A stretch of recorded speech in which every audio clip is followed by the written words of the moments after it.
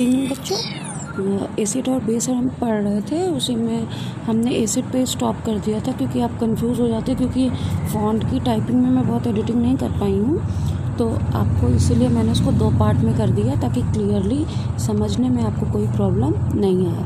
तो अब हम पढ़ेंगे दूसरा टॉपिक हमारा बेस।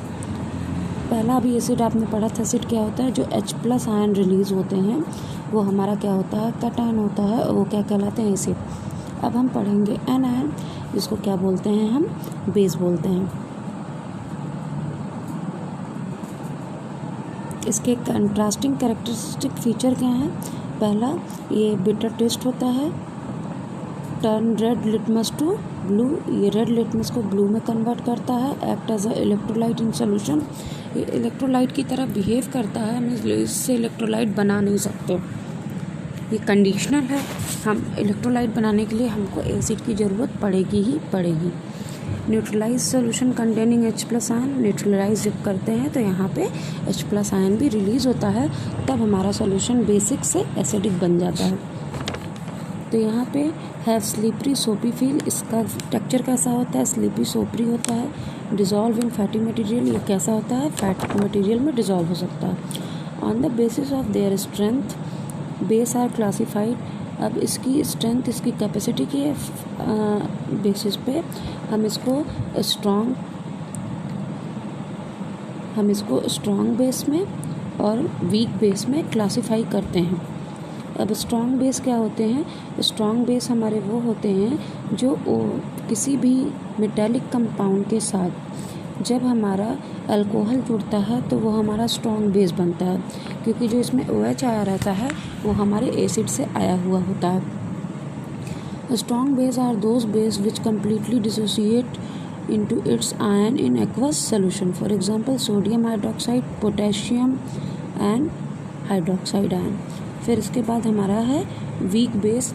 वीक बेस हमारे क्या होते हैं? Weak base are those base which not completely dissolve, ये कम्प्लीटली डिज़ोल्व नहीं होते हैं।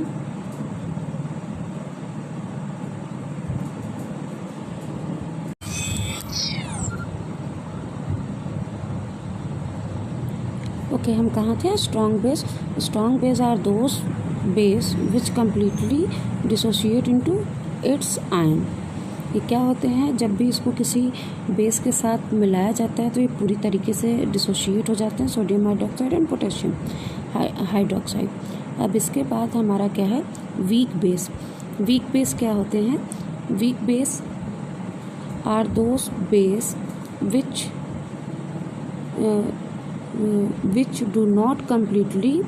which do not completely dissociate in aqueous solution। For example, आपका एग्ज़ाम्पल क्या है? HNO4OH आयन, जिसको अमोनियम हाइड्रोक्साइड भी बोलते हैं।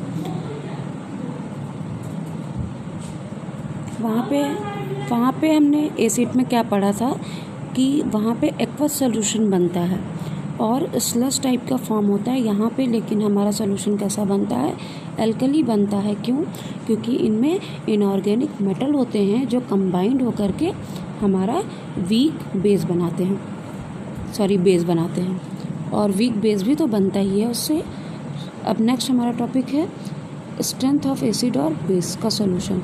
जब इसको हम कंपेयर करेंगे, हम इसको कंपेयर इस बेसिस पे कर पाते हैं कि इनका pH कैसा है, क्योंकि pH स्केल ही एकमात्र और कैटायन और anionic condition is the last option to compare it between.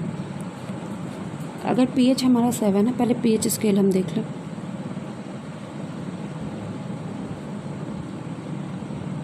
This is pH scale. यहाँ पे ये जो लाइन आप देख रहे हैं, ये जब न्यूट्रल, ये सेंटर पार्ट से जब हमारा कंसंट्रेशन इधर को बढ़ता है तो वो एसिडिक होता है, और जब इधर से बैक साइड आता है नेगेटिव तो हमारा क्या होता है? बेसिक होता है। तो यहाँ पे आप एग्जांपल देख लो, लेमन जूस का 2.0 होता है, वाइन का 4.0 होता है, रेन वाटर का एसिडिक होती है 5.5 होती है। उसके बाद इधर से इधर आने पे एसिडिक कैरेक्टर पहले बढ़ता है और फिर इधर से इधर आने पे बेसिक कैरेक्टर फिर इंक्रीज़ करता है। तो ये हमारी पीएच स्केल है। इसी की बेसिस पे हम किसी भी फूड कंपोनेंट हो, केमिकल हो या हमारे अदर मटेरियल हैं उनका हम पीएच कंसंट्रेशन देखते हैं। अब हम अपनी स्केल पे आएंगे। pH scale is the unit of measurement of H plus ion in the form of, मैं एक बार लिख के बताती हूँ। pH हमारा निकालने का एकमात्र तरीका ये है कि जब हम वाटर में जितना भी आपका H प्लस आयन डिज़ोल्व होता है तो उसको हम ऊपर लिखते हैं और अपॉन नेगेटिव आयन ये, इसको हाइड्रोनियम आयन, ये बैलेंस हमारा जो होता है ये फार्मूला लगा करके हम क्या करते हैं पीएच को आइडेंटिफाई करते हैं और इसी से हमारी पोटेंशियल पावर हमको पता चलती है। जो भी सॉल्यूशन न्यूट्रल होगा तो उसमें क्या होगा, OH माइनस इस कंडीशन में होगा और उसका पीएच कितना होगा, 7 होगा। ये एसिड और बेसिक सोल्यूशन का है। बेसिक सोल्यूशन के लिए पीएच हमेशा क्या होता है, लेस देन होता है 7, लेस देन 7 होता है। जैसे H3O प्लस आयन और OH नेगेटिव आयन, और pH 7 जब एसिडिक होगा तो हमेशा क्या होगा, मोर देन 7 होता है। फॉर एग्जांपल आपका ब्लड का pH 7.8 टू 7.6 की रेंज में होता है।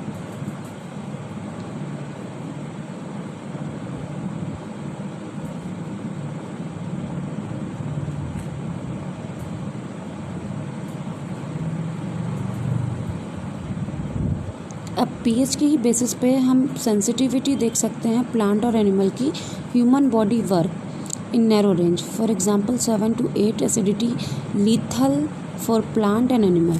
लीथल मीन्स होता है किल कर देना। आपने शायद यहाँ पे केमिस्ट्री में नहीं पढ़ा होगा लेकिन बायोलॉजी में इसका बहुत यूज़ होता है। लीथल फैक्टर होता है, लीथल का मतलब ये होता है कि डेड कर देना। तो जब इस कंडीशन से मोर हमारी क्या होगी, सेल की pH होगी तो वो क्या होगी, प्लांट और एनिमल के लिए लीथल होती है। मे भी सर्वाइव भी कर सकते हैं और डाई भी हो सकते हैं। तो इन बिटवीन हमारी किसकी होती है, pH की रेंज होती है 7.8 से कभी भी ज़्यादा नहीं होगी। अगर इससे ज़्यादा होगी तो प्लांट और ये एनिमल क्या होंगे, डेड हो जाएंगे। नेक्स्ट हमारा pH of digestive system. pH of digestive system भी 7.4 नियर अबाउट होता है, जो HCl का होता है 7 के आसपास, जो किस में हेल्प करता है, बैक्टीरिया को किल करने में और इनर लाइनिंग ऑफ स्टमक में प्रोटेक्टिव वाइटल लेयर बनाने के लिए और सेल्स में एसिडिक कंसंट्रेशन को बनाए रखने के लिए। pH for tooth decay. pH for tooth decay हमारा क्या होता है, हम यहाँ पे देखेंगे। Lower pH of sour food and sweet food can cause tooth decay.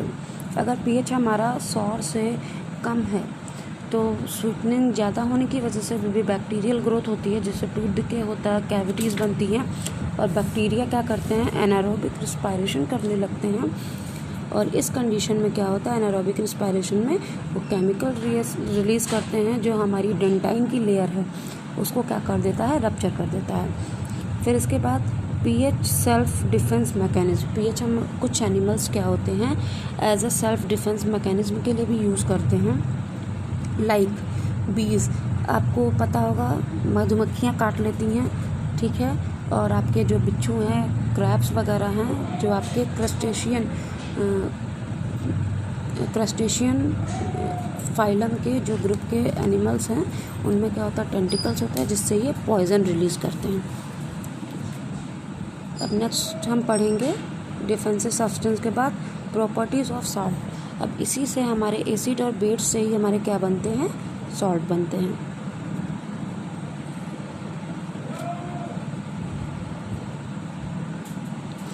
Salt form by the combination of acid and base through neutralisation.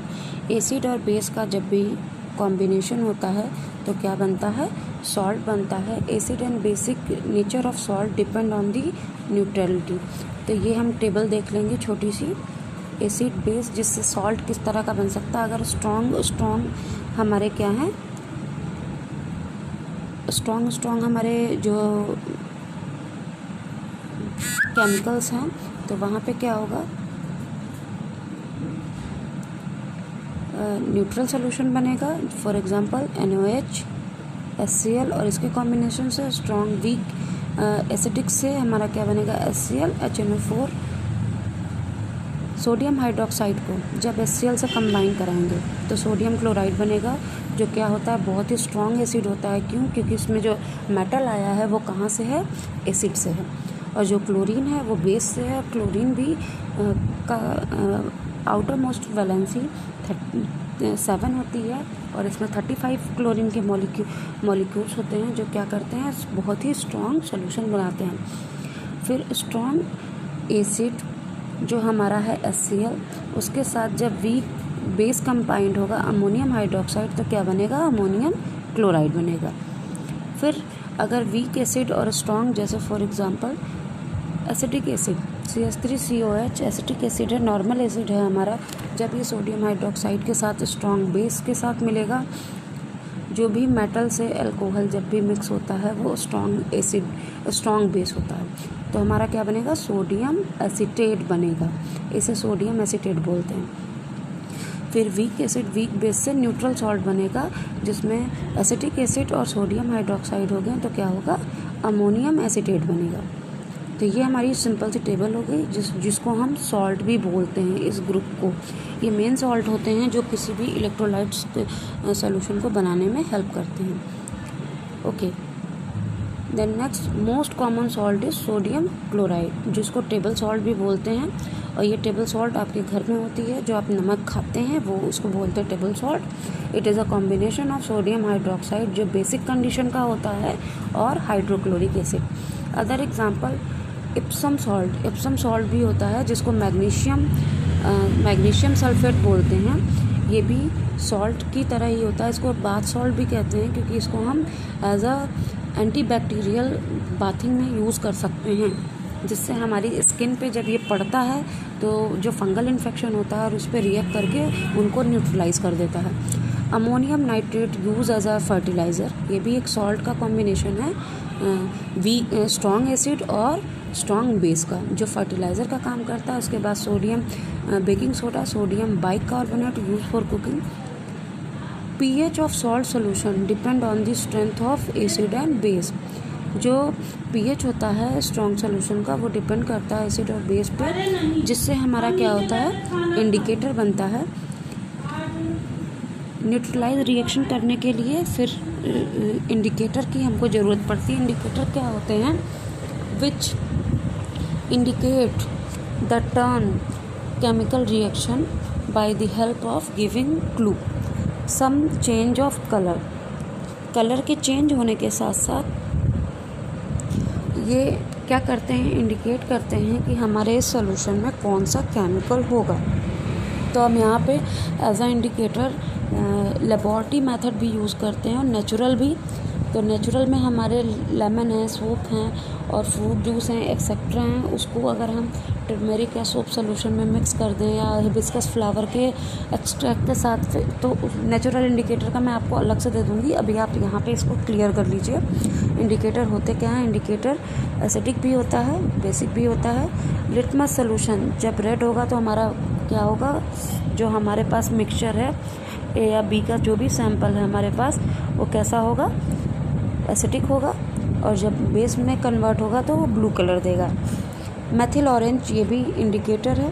Indicator कैसे बनते हैं, कैसे परफॉर्म करते हैं, ये इंडिकेटर वाले वीडियो में आपको मिलेगा। उसके बाद पिंक कलर जब आता है तो उसका मतलब क्या है, methyl orange react with acid. And orange colour आएगा तो रिएक्ट विथ बेस। फिनोफ्थलीन ये भी इंडिकेटर है, जो कलरलेस होता है। जब एसिड के साथ रिएक्ट करेगा तो ये कलरलेस हो जाएगा, और जब बेस के साथ करेगा तो पिंक कलर देगा। और मेथिल रेड येलो कलर देता है एसिड के साथ, और रेड कलर देता है बेस के साथ। तो यहाँ पे हम ऐसे भी पढ़ सकते हैं, methyl orange, phenolphthalein and methyl red, ये तीन के तीनों बेस के साथ जब कंबाइंड होते हैं तो ऑरेंज, पिंक और रेड कलर देते हैं। और लिटमस सोल्यूशन के साथ कंबाइंड होते हैं तो ब्लू कलर देते हैं। ओके, तो बच्चों आज अब यहीं तक। हम केमिकल प्रॉपर्टीज़ नेक्स्ट वीडियो में पढ़ेंगे।